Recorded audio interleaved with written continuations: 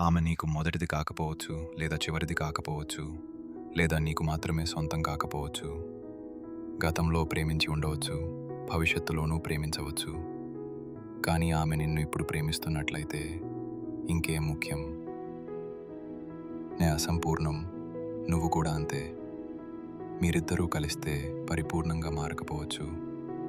కానీ ఆమె నిన్ను నవ్వించగలిగితే, నీలో లోచనలు రేకెత్తించగలిగితే, తను కూడా మనిషినని, తప్పులు చేస్తానని ఒప్పుకోగలిగితే ఆమెను గట్టిగా పట్టుకో. నీ శక్తికి మించి ఆమెను ప్రేమించు. ఆమె రోజంతా నీ గురించే ఆలోచించకపోవచ్చు, కానీ ఆమె తనలోని ఒక భాగాన్ని నీకు ఇస్తుంది. దాన్ని నువ్వు విడగొట్టగలవని ఆమెకు తెలుసు. కాబట్టి ఆమెను బాధ పెట్టకు, ఆమెను మార్చకు, విశ్లేషించకు. ఆమె ఇవ్వగలిగిన దానికంటే ఎక్కువ ఆశించకు. ఆమె సంతోషపెడితే నవ్వు, కోపం తెప్పిస్తే తెలియజేయి. ఆమె లేనప్పుడు గుర్తు చేసుకో.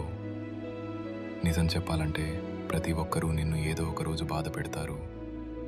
ఎవరి కోసం బాధపడాలో నువ్వే ఎంచుకోవాలి.